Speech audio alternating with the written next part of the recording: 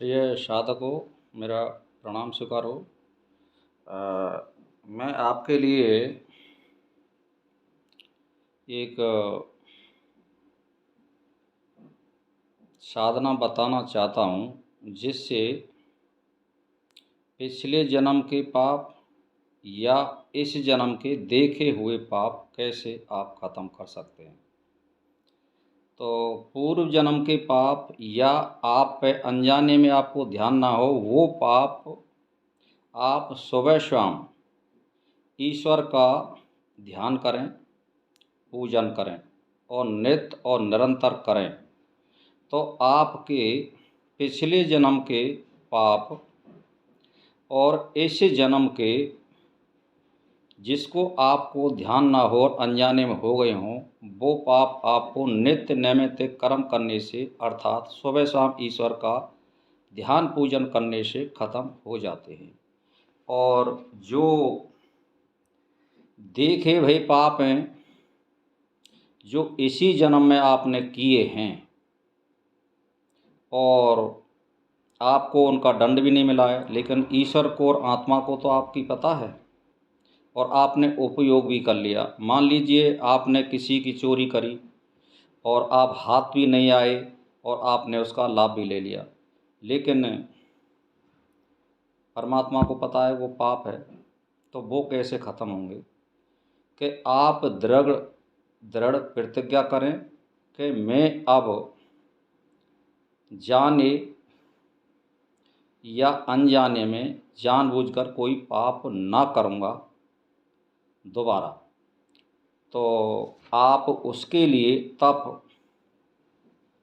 त्याग करें, जैसे 11 का व्रत रहना, नवरात्राओं का व्रत रहना, या एक पाँव पे खड़े होकर के तपस्या करना, या एक हाथ ऊपर को खड़े करके तपस्या करना, ध्यान पूजन करना। इससे आपके देखे भय पापों का समापन हो जाता है।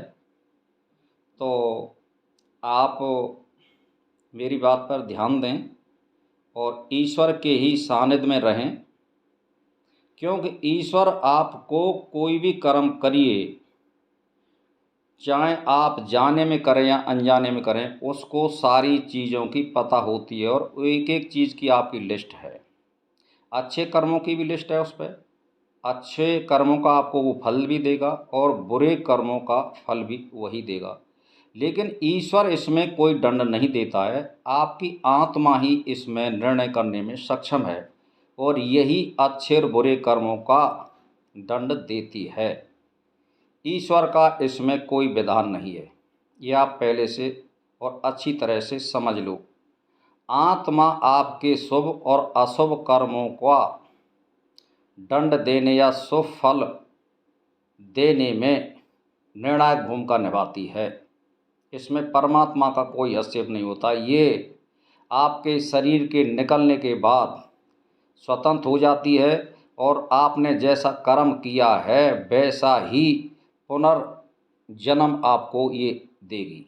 आपने अगर अच्छे कर्म किए हैं तो अच्छे परिवार, अच्छी जाति और अच्छे संस्कारवान घर में जन्म देगी।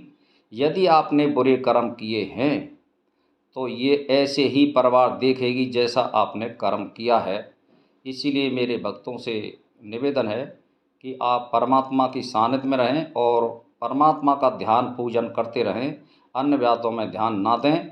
बस ज़्यादा नहीं है, सुबह शाम 1 घंटा सुबह 1 घंटा शाम को देते रहें, यही बहुत है। आप फिर अपनी दैनिक क्रिया करते रहें, ये परमात्मा के लिए यही बहुत बहुत कुछ है। लेकिन झूठ सांस और गलत संगत और व्यसनों से दूर रहें। प्रणाम।